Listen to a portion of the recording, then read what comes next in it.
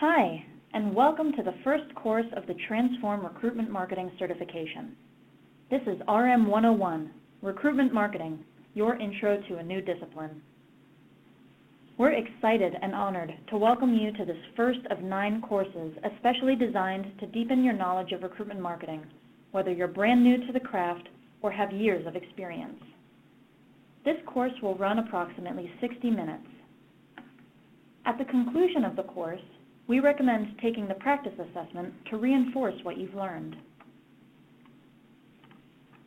Leading this course, we have Tracy Parsons, Vice President of Smashfly's Recruitment Marketing Center of Excellence, where she helps customers shift their recruiting focus from the transactional to the transformational. As a recruitment marketing practitioner and consultant, she brings to the table extensive experience in digital development, client strategy, and brand development.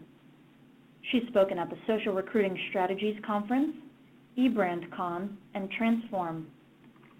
A pioneer of the recruitment marketing movement, Tracy is passionate about teaching teams to implement branded, measurable, and actionable digital marketing strategies. Tracy, I'll turn it over to you. Thank you so much, Allie. Well, here we go, you guys. Welcome to Recruitment Marketing 101. This is, as Allie said, the first of our 9-course curriculum designed to get you certified in recruitment marketing. 101 is all about the introduction to this new discipline of recruitment marketing. So let's talk for a minute about what makes up this recruitment marketing certification. There are 9 courses that you're going to take, with a practice quiz for every course. Each practice quiz is designed to help you prepare for the final certification test at the very end. Your scores don't factor into your certification, but the quizzes are really designed to help you gauge your knowledge of the material that we're sharing in each class. The final exam is going to cover all of the material from every class, and it'll be available to you after you've taken the live classes or listened to the final class in December. So at the end of this program, you guys should be the spark that ignites your company's recruiting engine while advancing your own career and becoming a leader in this emerging discipline. You're the innovators. And I am so stupid excited about you jumping on and being early adopters. With that being said, your feedback is so extremely important to the future of this program. And you'll have an opportunity to provide that input at the end of every course. And I cannot stress to you how critical that feedback is to me and our team and the future learners and people who will become certified in the second wave of certification. So the 9 courses are divided into 3 levels. These are your 100-level courses. They're really designed to provide all the basic information you need, starting with, obviously, today's first course. We're also pleased to share with you the live session dates on this slide. But keep in mind, you can attend the live courses or listen to the recording. It really doesn't matter.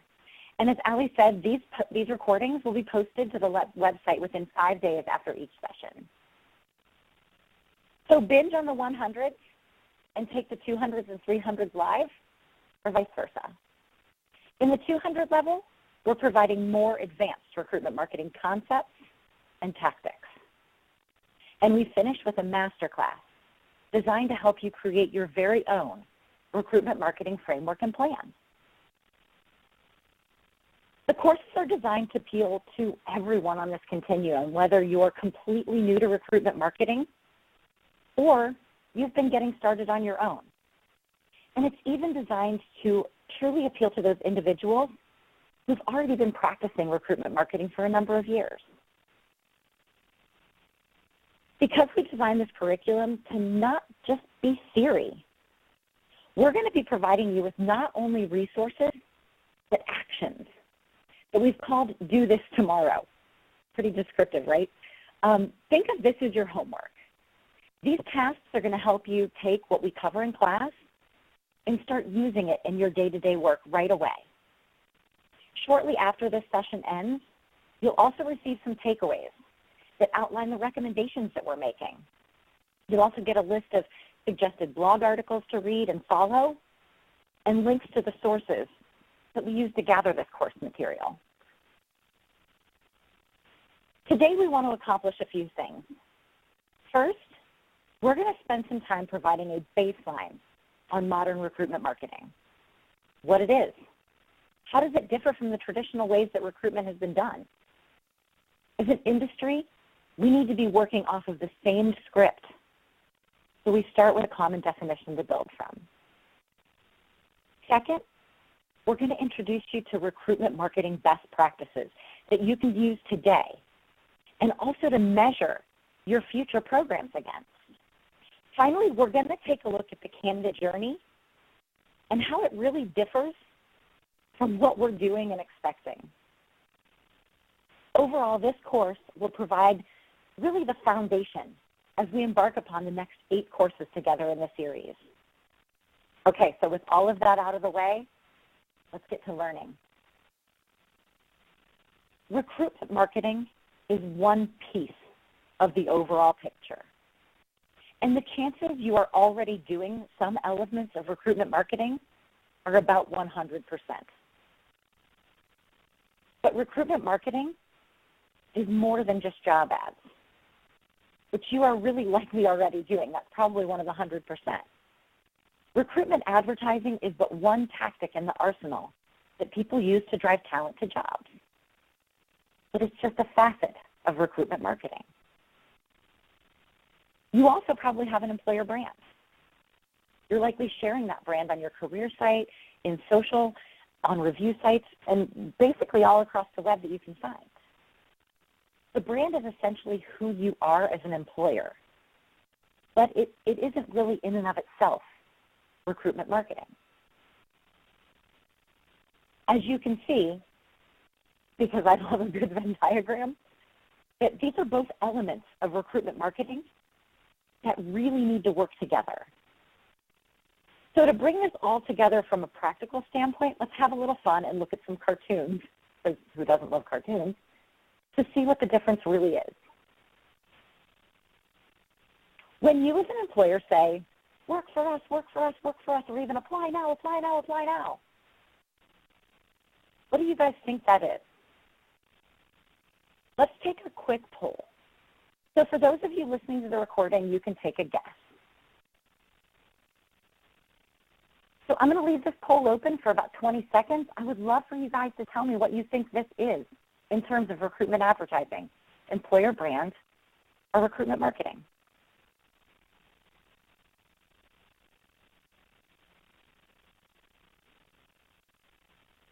All right, 10 more seconds. I'm going to close this poll.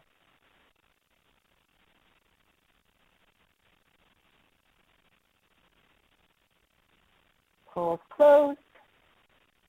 And as you can see, you guys are right on track. This really is recruitment advertising.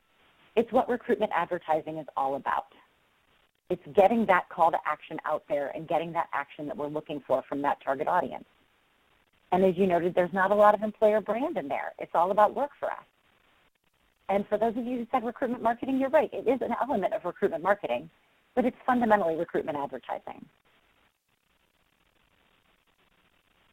So here the conversation is a little different.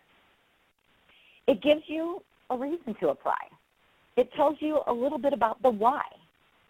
So when you say something like this to a candidate, that you're awesome for this particular reason or that particular reason, you should think about working here. What are you doing? Let's take another crack at a poll. When it's about you and the work for us, is it recruitment advertising, employer brands, or recruitment marketing?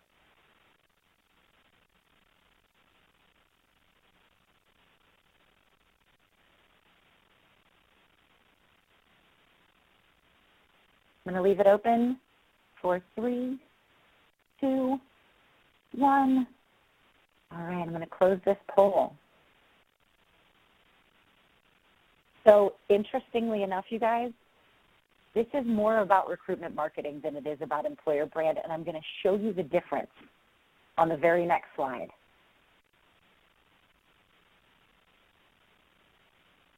Because when the conversation comes from the candidate and you hear a candidate telling you, the employer, that you make the best widgets, are you hiring?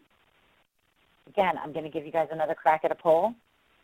When it comes from the job seeker and they understand what you've done and what you're amazing at, and they're asking about working for you, what is this?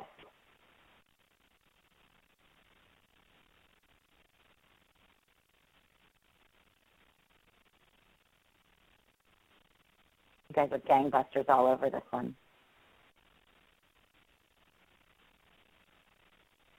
I'm going to close the poll.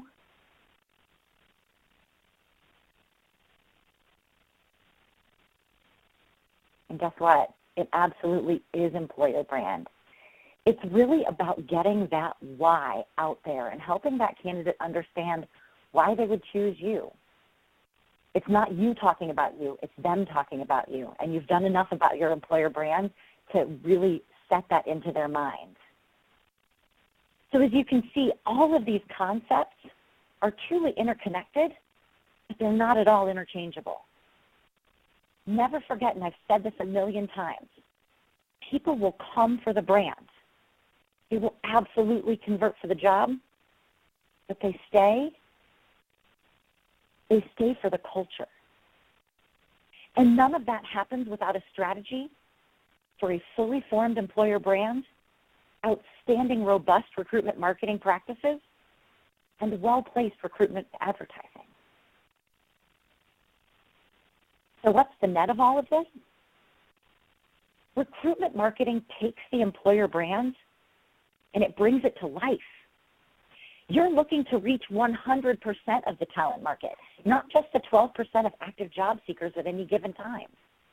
You need to reach the 12%, of course, but you also need the 88% to create a critical mass for your recruitment marketing.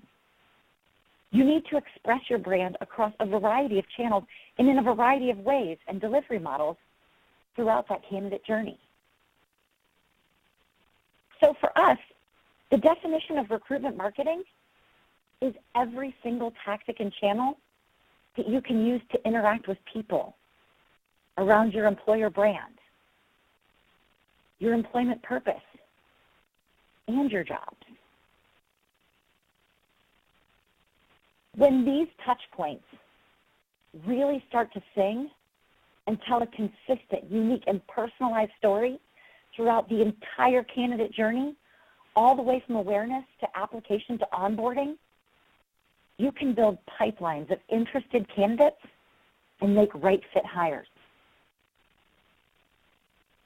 So now that we have a very solid working definition of recruitment marketing, let's look at it a little more closely to see how we've been evolving over time and will continue to evolve. This has been the typical recruiting cycle.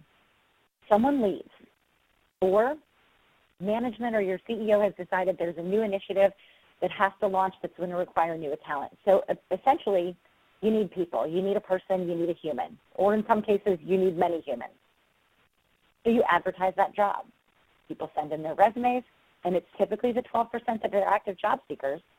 Then you start looking at them and stack ranking them and making assessments. All that assessment is just about that profile that you see on that piece of paper. And when you find the best person that you think for that job, you make an offer, and someone was hired. Well, the problem with this model, it's always been like this. It's incredibly reactionary. You're reacting to a vacancy, and then you wait for people to find out about that vacancy and take action.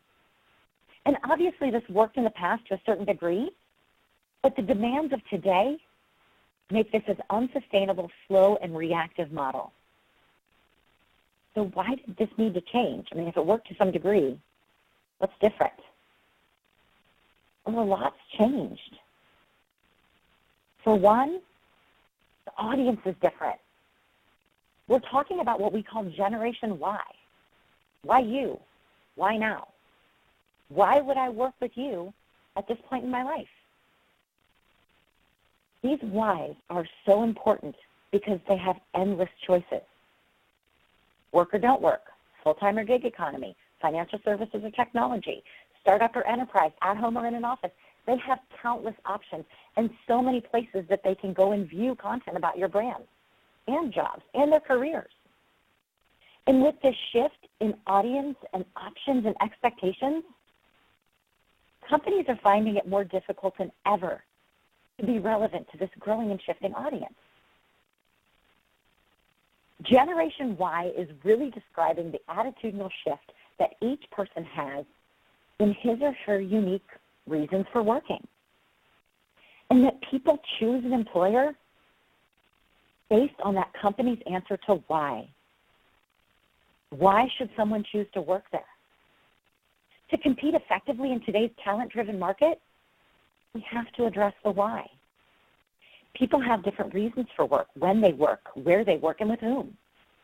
And on the surface, we all think that it may seem that the reason why someone chooses a particular job at a particular company is for salary or benefits or advancement.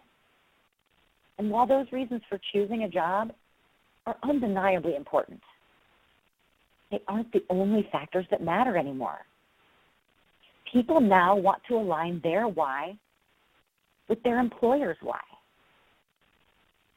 Generation Y isn't just looking for a job and a paycheck it provides. They're open to hearing about new companies to see if working there aligns with their personal purpose, their reason for working, or their why. Today's candidate wants their personal purpose to align with the company's purpose. So there are many, many more options for today's talent, and the employers have to work harder than ever to stay relevant and top of mind to this audience. It's about being important to the best talent who will fit. The reasons why yesterday's model won't work anymore are pretty apparent. And it's why we're in the midst of a pretty epic shift on how companies engage with and ultimately market to talent. So it's time for a new approach to the hiring cycle, one that can support this shifting audience and the need to stay relevant in their minds. So you'll see that instead of a cycle, it's more of a model that puts the brand at the very center and has a number of activities that support that brand. This is so that candidates that know you, that we can get them to not only know you, but remember you, and hopefully trust you for when they're ready to explore something new. So we're going to do things like start with measuring and adjusting. When we hire somebody, what worked, what didn't? How can we drive more leads? How can we nurture the leads that we already have to bubble up the great leads? Of course, we're going to continue to post jobs, but we're going to get more targeted in our approach. And we're going to continue to review and interview candidates, but we're going to start backfilling that pipeline, backfilling those leads so that we can continue to have a very robust set of candidates that we can continually promote the brand to. And can you see what's different behind the brand in the center? Well, today's model, it's more proactive, and it's driven by data. You're advertising last. To successfully hire Generation Y, you're driving leads, not necessarily applicants. We're continually identifying great leads from the contacts that we've already paid to attract. We're still advertising and posting, of course, but only after we've exhausted the resources that we already have in-house, including our HRIS. We have to become more brand-led and not job-led. Again, they come for the brand, they convert for the job. Of course, we're going to still review and interview and hire people, but we have to be constantly measuring and adjusting our methods to drive and nurture leads so that this model can continue and be more sustainable. And as for tomorrow, well, we're not quite there yet, but you can see it's a little leaner. I see a future where we will keep the brand at the center and do more to actively pipeline great people and get far more targeted in our approach, mostly because we have the data and insights that we're going to be able to generate from today's model. We're moving toward more automation, and that automation can tend to be more predictive and conduct more active and automated pipelining.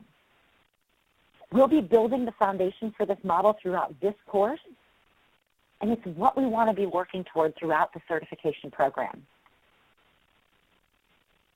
So here's our first Do This Tomorrow recommendation, and fear not, these will be in a handout that you can refer to after the course today. So when you get your takeaway materials, use the Today and Tomorrow charts and take a look at your recruiting processes. Review those Today and Tomorrow models outlined and start checking off the parts that you think you're currently doing today so that you can begin an inventory of what you need to do in the future to start building that framework and that model. And this will be the start of that plan as we move more toward a modern recruitment marketing approach.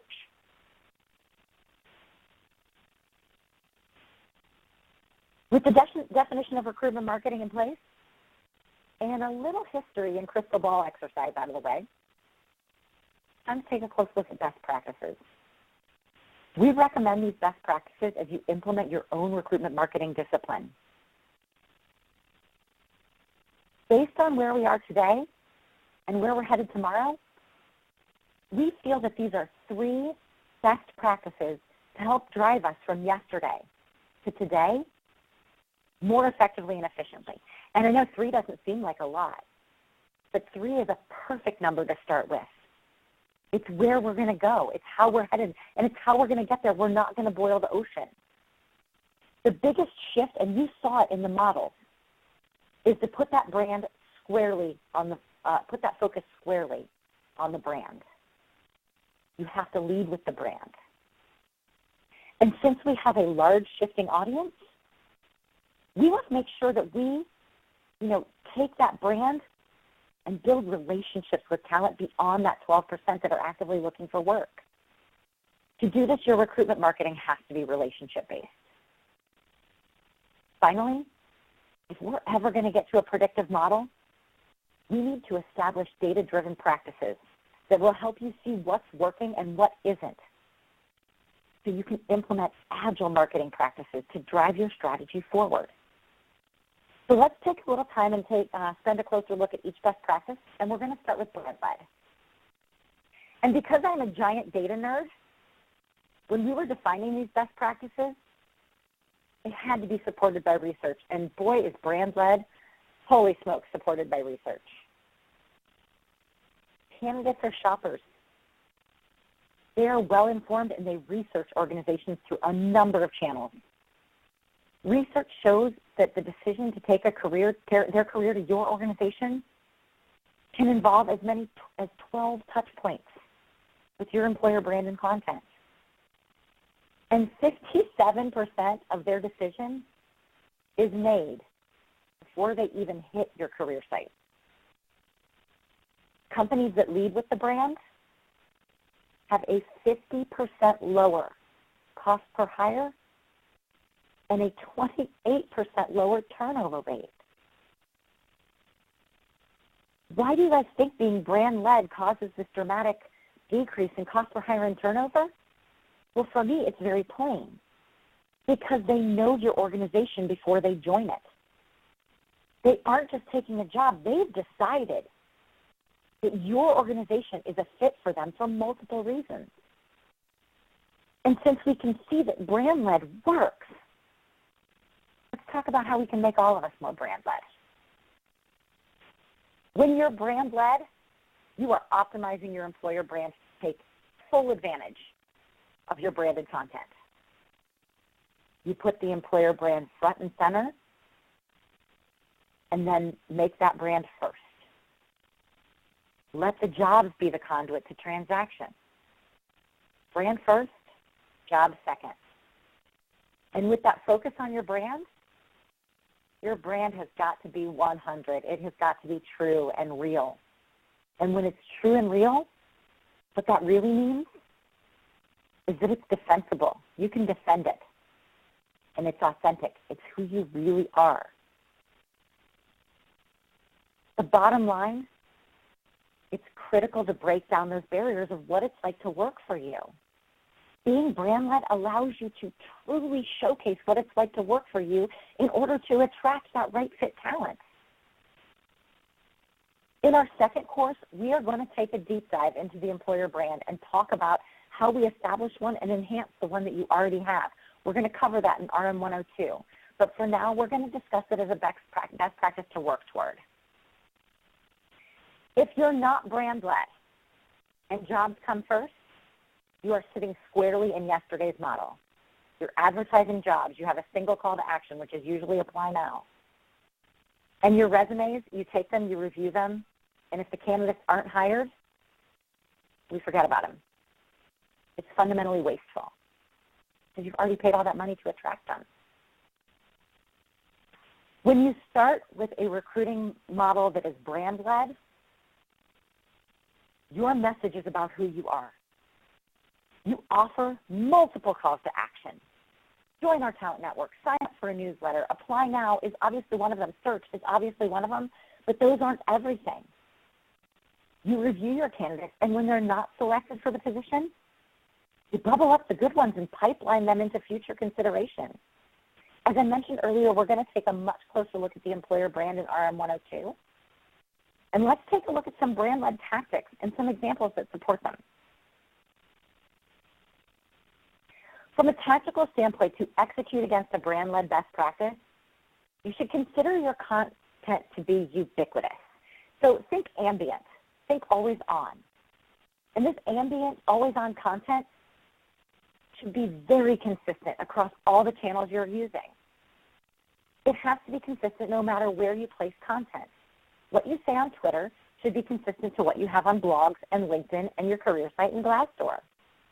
And if we're talking about ubiquitous content, it should extend to your employees on their LinkedIn profiles, in the content that they share about your company, and in the reviews that they create.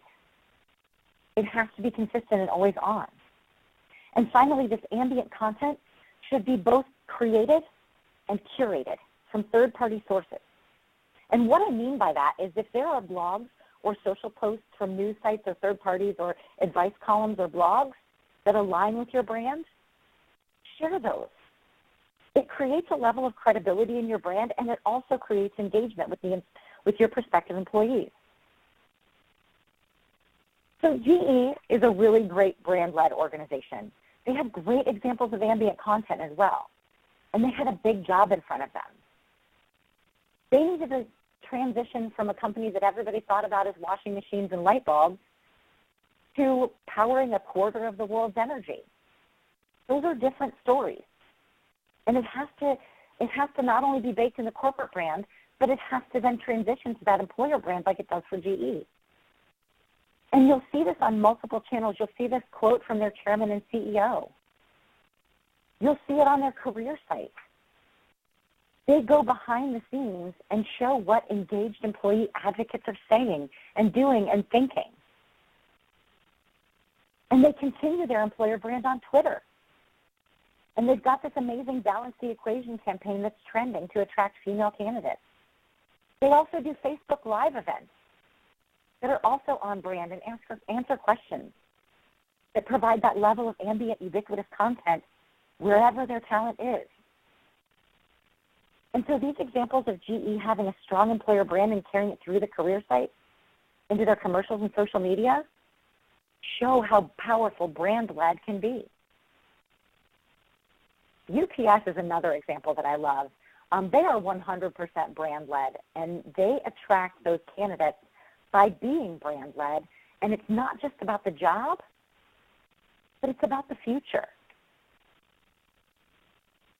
And the Thermo Fisher employer brand stories were turned into beautiful signage that they hung throughout the facilities around the world.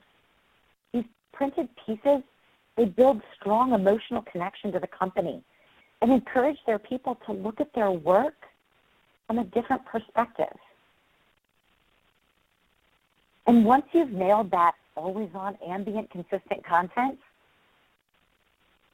it's about giving people a variety of ways that are simple to raise their hand to learn more. You need multiple calls to action, not just apply now. but that allows for other types of interaction, joining a talent community or network, signing up for a newsletter, subscribing. That way, even when there are no jobs to apply for that match them at that time, there is some way for them to express interest by raising their hand to stay connected and learn more. We'll look at this much more closely in future sessions around calls to action, but overall, your calls to action should be brightly colored, clear in language, and as personal as possible. So a call to action, for example, this one with GE, it communicates the brand. We want you to help us change the world, find your role. They also have the ability to search. And when it's crazy because when a candidate comes to a career site, you have to tell them what you want them to do there as soon as they get there. And that's the power of a call to action. So when I land on a career site here at GE, I know that GE wants me to find my role with them and to search for jobs. And you'd be surprised how many career sites that I visit that don't have a call to action up high on the page. So I don't know what to do.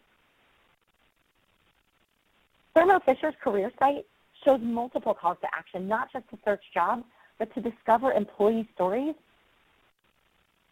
and explore working for Thermo Fisher and what it means there. They've also got calls to action around their talent community, and of course, we want you to search for jobs. And lastly, Brand Red is all about that focus on fit. Candidate fit for you, and you're fit for the candidate. You need to tell your story, good and bad. And you have to communicate both, because people know that work is not all sunshine and roses. So if you want to up your credibility game, make sure that they know the not-so-pretty truths of your brand. And you can communicate it elegantly in marketing. A great example of GE focusing on the fit is their own TV commercials. And after they aired, the company said that it saw an 800% increase in applications. We've got several videos that we're showing throughout the curriculum and a bunch today. So that for those of you in the live session, you'll be able to hear the video. But if you're only connected to the audio via the computer, so that's how you'll be able to hear it. But we'll be sharing you with the link in the handout so that you can watch it after the fact. Let's take a look at the Owen commercial. Proud of you, son. GE, manufacturer. Well, that's why I dug this out for you. It's your grandpappy's hammer, and he would have wanted you to have it. It meant a lot to him. Yes, GE makes powerful machines, but I'll be writing the code that will allow those machines to share information with each other. I'll be changing the way the world... You can't pick it up, can you? Go ahead. He can't lift the hammer. It's okay, though. You're going to change the world. We know that not everyone has a budget to do a mass market commercial, but this gives you an idea of multiple ways to communicate your brand. And it doesn't have to be a commercial. It could be an in-house created video posted to your career site or your YouTube channel. Telling the story with this text on your careers page shares what it means to work at UPS. The message is about going the extra mile and bringing that passion, that pride to your job. And it's incredibly consistent. And you guys get ready for the field because this commercial does it every time for me. But UPS does a great job of exemplifying this type of caring, dedicated professional who gets hired to be a driver there. UPS created this holiday video, and it tells the story of how one truck driver impacted a little boy's life. The goal, it seems, to show off the company's human side and stress why it's important for employees to work so hard delivering packages. Again, I warned you, you might get the feels.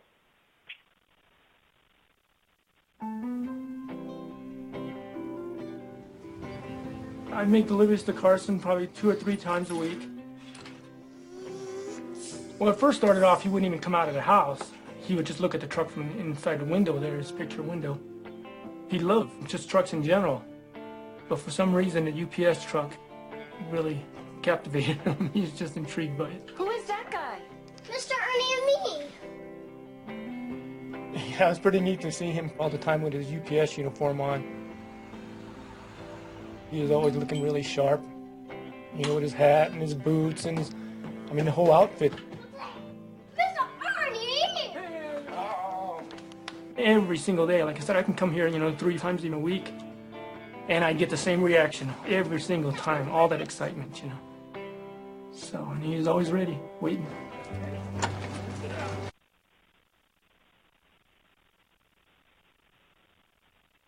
I love that commercial. So it's consistent. It means something to work there. It's meaningful. In 2015, Thermo Fisher Scientific was looking to really launch their company's first employer brand. And the employer brand team was faced with a really big challenge. Like, how do you take an enormously successful company with a humility-focused leader and communicate a story that will make people want to work there for all the right reasons? After launching the Employer Brand Project, which is the focus of one of many articles that we're going to share in the reference materials after class, the project team created these 5 reasons to work at Thermo Fisher, which ultimately guided their employer brand communications to prospective talent. And it led to stories like this that they posted on their career site. And if you have an opportunity, you should really check out the Thermo Fisher videos because they're incredibly powerful. But as I mentioned before, it's important to talk about the good, the bad, and the not so pretty, good, the bad, and the ugly. Rackspace is my poster child for this. They're amazing. Rackspace's blog has some of the best examples I've ever seen of communicating the good.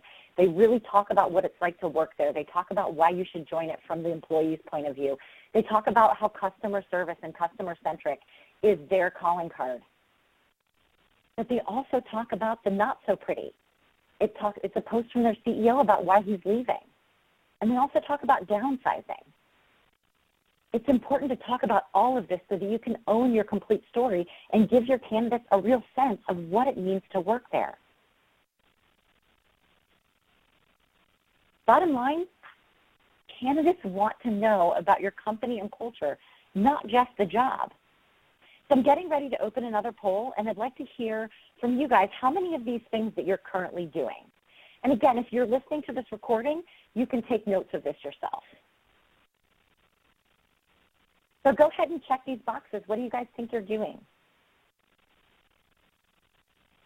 And I'm going to keep this open for about 15 seconds. So vote quick.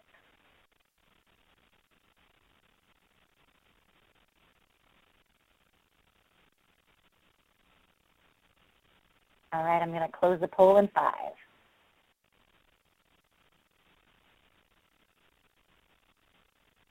Awesome. So this makes me overjoyed. I am a call to action nut, and I am so pleased to see everybody's engaging. There's a lot of engagement in all of these best practices. So that is truly incredible. I'll thank you guys for participating in that, and I hope you give yourselves a brief pat on the back. That's quite remarkable. So our do this tomorrow around the brand and being brand-led. And this is going to help you prepare for Recruitment Marketing 102. And again, this is going to be in your handout that you can refer back to after the course. So the first one I want you guys to try and do is take a blank piece of paper and try to articulate your employer brand. Can you do it? Next, I want you to take a quick inventory of some of your employer brand content, focusing on some of the stuff that we've discussed so far. Others will be covered in the next class, but for now, let's take a look at things like employee stories. Do you have those? Again, I noticed that a lot of you have multiple calls to action, so I am cheering for you on the inside. And evaluate yourself in terms of consistency across platforms. Begin to think about what changes you need to make to augment what's missing. And then obviously attend Recruitment Marketing 102 to learn exactly what we need to do to improve that employer brand that we're all working so diligently on. But back to our best practices, let's take a look at relationship-based. And again, got to back it up with some data. Some of this data is pretty stark and makes me a little sad, but we can overcome it. So according to a survey by CareerArc, 85% of candidates doubt a human has ever reviewed their application or their information. They think it's automated. 65% of candidates, this one makes me shiver, never receive any kind of notice or communication about their application. And candidates who do not hear back, of those 65% from a brand about their application are 3.5 times less likely to reapply.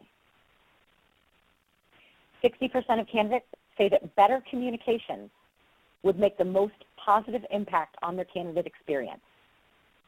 They just want a communication.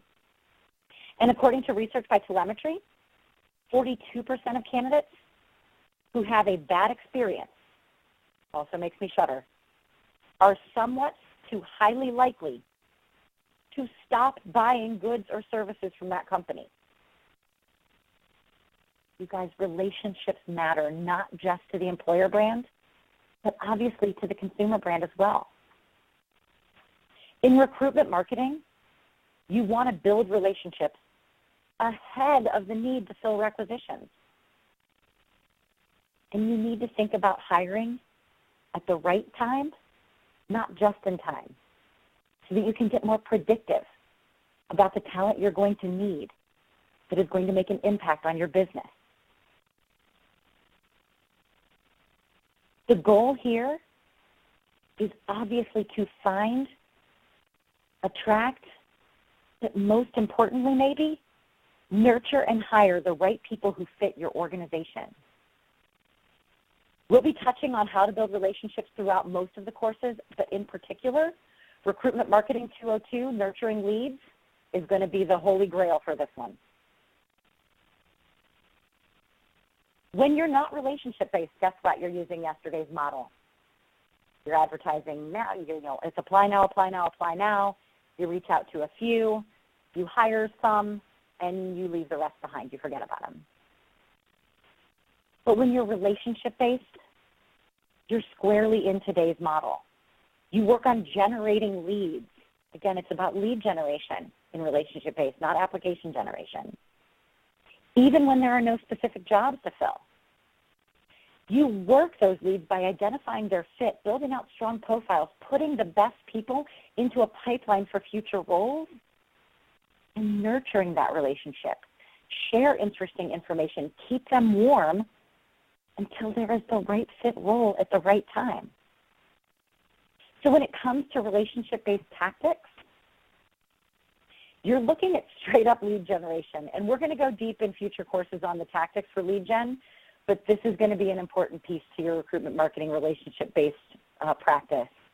There are simple ways to get information to generate leads, even without specific jobs you're trying to fill. You don't need to know their last 10 years of history at this stage. You just need a little bit of information. You don't need their security clearance level. You just need to keep it simple. You need to keep the bar low so that they'll opt in and provide you with the basics from which you can grow a strong profile on this person over time. Think about how you interact with forms. Do you provide more information than is necessary, or do you abandon when they get to something like, say, home phone number or mobile phone number? S&P Global keeps it really, really simple.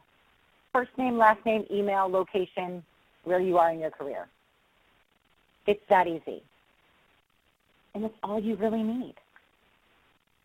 And at Smashfly, we do the same thing. All that we require is your name and your email and what you're interested in. It keeps the barrier low to allow the conversions to be high. And then you can automate some of that communications in the back end to start building out deeper profiles on those people. But you got to keep it simple. Then, once we start generating those leads, we've got to start segmenting. Segmentation is really critical when it comes to relationship building. We want to get more personal with talent. So think about the different segments that you might be able to leverage. Your silver medalists, right? People who were runners-up to a great job and they weren't the chosen one. But they might be great in some other work. There might be people that are wildly talented out there that are interested in your company. and they could be brand advocates. So segmenting your talent is a critical piece of the puzzle when it comes to relationship-based. Now, when we were doing a lot of the research to develop this training, I came across a very stark stat. And when we were talking about that career arc, 85% of talent doesn't think that a human reviews their profile. Guess what? They're pretty close. 75% of job applications never get reviewed. What could you be doing with the talent you're missing out there? That's why relationships matter. At CA Technologies, they set out to improve just that. So when they first started looking at their process, they found that only 12% of their applications were being reviewed, meaning that 88% of the people that they had paid to attract were not even being looked at. They knew they had to do something to change this model, and they moved more toward a relationship-based model. Now they have 3 resources who make sure that every single application is reviewed and responded to within 2.5 days. And what did it net them? Well, now they have a 100% response rate to their talent, and on the initial push, they hired 60 people from that pool of applications that would have been previously unreviewed, gone unnoticed. How many gems do you have sitting in your systems right now that could be bubbled up to hiring managers and shared if we kept them warm through building that relationship?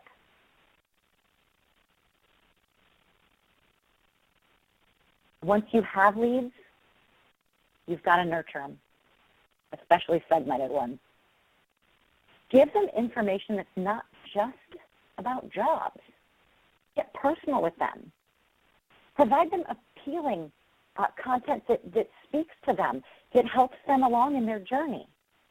And it doesn't always have to be that pre-applicant phase. How would you guys feel about relocating to Sydney, Australia? I mean, that's a big leap, right? With Atlassian, they know that this is a barrier. It's a huge barrier. And building relationships is all about tearing down those barriers. And Atlassian, they know it's important to give that talent and their families a lot more information about this move. To help reassure them, they send a video that follows current employees from different parts of the world on their journey to move to work at Atlassian. And this video is 9 minutes long, so we've edited it. So here's a clip of that video.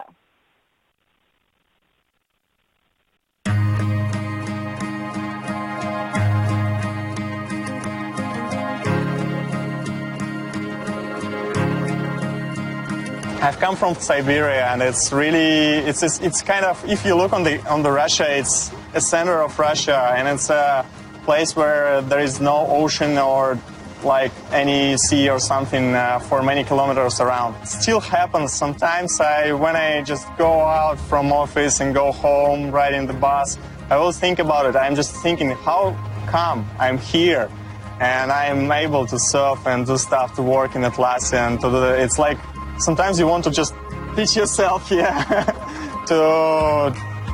wake up or something. I was applying for Atlassian QA engineer in San Francisco, and I saw right below the job for San Francisco, there was a job for Sydney. So I texted home my fiance at the time, hey, do you want to move to Sydney, Australia? She said yes, and I said, okay, LOL, I'm going to apply. And she said, neat.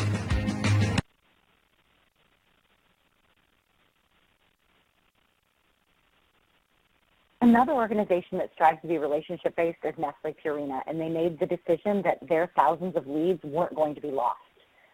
Instead, they wanted those leads to be viable, re-engaged, and turn them ultimately into hires. So they launched a really successful careers newsletter and a profile building campaign, one that focused on company insights and team insights first and jobs second. What ended up happening, they sent this to 500,000 of the leads that they already paid to attract, and they saw their open rate was 39% higher than industry average, 141% higher industry average click-through rate, and they generated 847 applications off one email. This case study is one of the references you'll be given after class. The bottom line, a personal human touch is the way forward toward building strong relationships with talent. So I'm getting ready to open another poll, and I want to see how many of you guys think that you're doing these things. So proceed and have some poll fun.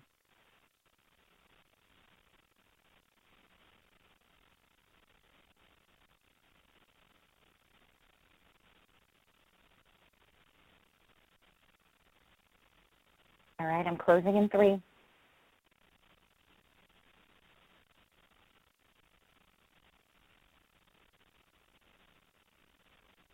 That's fantastic. Thank you so much for being very limited in your gathering of contact data. So for your due it tomorrow, to be more relationship-based, take an inventory of some of your processes. Are you segmenting? Do you have candidate pipelines like silver medalists or top talent? Review the last 3 emails that you've sent. Are you only sending jobs? Well, that would make you like 99% of the Fortune 500, and there's so much white space in here to do more. Give them an inside look at the company and your culture. And do you include information that's relevant or useful? Do you personalize it? So give yourself a little inventory on your do this tomorrow. And lastly, let's talk about data-driven, and then I'm going to laugh because we have stats for data-driven. So that always makes me laugh. Organizations that are data-driven, at the end of the day, they're just saving time and money, which we all would like to do. One organization, they realized up to a 60% reduced candidate cycle time. Another had a 300% increase in applications by making one small tweak to their process. Another saw a 50% reduction in cost per hire and ultimately filled 24% more roles after really taking a close look at their data. Being data-driven means using your data to drive insights and make smart decisions. You need to be able to know where your candidates come from, what influences them, and what creates great quality hires at your company. The bottom line, when you are gathering effective data, it helps you track the success of your recruitment marketing strategy and helps you redirect those budget dollars, those time efforts into things that are working against things that aren't. In RM105, we're going to take a really in-depth look at data you should be collecting and analyzing in your recruitment marketing. Again, without being data-driven, you're in yesterday's flow, you're advertising, you're filling, and you're guessing. When you're data-driven, it's about the brand and the jobs. You track results on quality and quantity so that you can make buying decisions and spend on job boards and events and paid social and all those wonderful things based on what's actually working and the data and not your gut. We need to track everything, not just cost per hire, but like our counterparts in consumer marketing. We should also be looking at cost per lead. You can look at time to fill, which is awesome from a TA standpoint, but let's also look at time to find, which is a true recruitment marketing measure. And finally, looking at that source of influence, not just the first touch attribution or the last touch attribution, but what were all the touch points in between. CH2M set out to conduct some data-driven research on what they were spending and what they were attracting. And at the point in time that they did this research, their cost per hire was about $10,000. They were spending about $1.6 million on a variety of different advertising avenues, and they found that they were just attracting the same people over and over again. But now they had the data, they knew what to focus on. They were able to reduce their spend by 50% using a multi-pronged approach, and they reduced their cost per hire by more than 57% down to $4,300. And it all started with analyzing that data. From this data, you measure and adjust, focusing on not what just works, but conducting clean tests too. And we'll dive deep into clean testing later in the curriculum. An interesting example of data-driven decisions is a study of job titles by Bright House Networks. The hiring manager really liked product specialist professional, but it really was a customer care specialist. And when they tested this, those two job titles side by side, here's what happened. Customer care specialist generated more than twice the applications of the other, and it converted at a 47% higher rate. So now they know that that's the job title that they should work with. Bottom line, you will work with data-informed decisions based on facts, not gut. I'm going to open one last poll to see what you guys think you're doing in this area.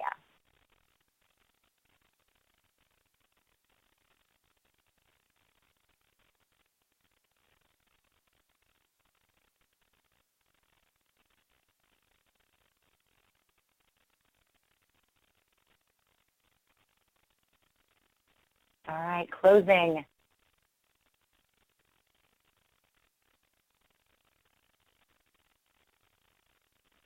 Oh, my heart is filled with joy over source of influence. Thank you, guys. That's awesome stuff. So for our Do This Tomorrow, look at your KPI. Look at your key performance indicators. What are you tracking?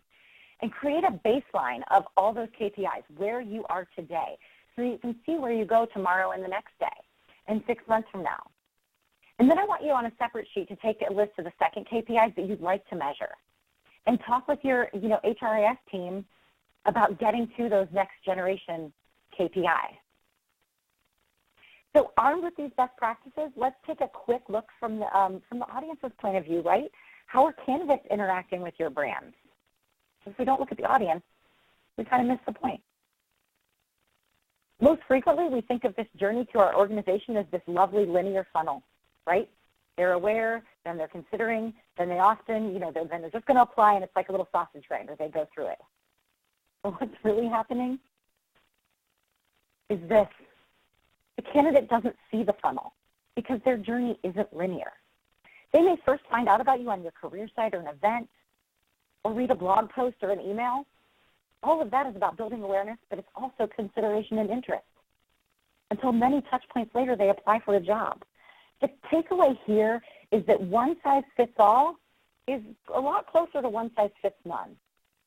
So if you want to be bold and transparent and human and personalized, you have to create and craft and curate content across multiple channels at every stage of the candidate journey. The rest of our courses will focus on all of these touch points and managing this crazy candidate journey. And now we have a solid understanding of recruitment marketing and a place to start. Let's look at what's ahead of us. The next 100 series course is about the employer brand. Then we're going to cover off on social media. We're going to talk about how to be useful on social.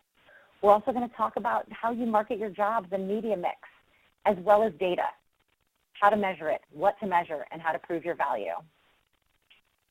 With the 100s in the books, that's where we're going to kind of dive deeper. In RM101, we're going to really focus hard on nurturing and building relationships through campaigns. Then we're going to take a closer look at content that compels to really tell your brand story. Lastly, it would be remiss if we didn't have a whole lot on SEO and digital in this candidate journey. And lastly, we'll finish the entire thing up with a masterclass to help you create your framework and a plan to fully roll out your recruitment marketing strategy. Thank you guys so much for attending today. Please be sure to complete that survey that will display in the browser once you exit ReadyDoc. Don't forget to take that quiz to practice your new skills. I really, really need your feedback to keep this content valuable and useful to you guys and your future peers. So with that, I'll see you in Recruitment Marketing 102. Bye.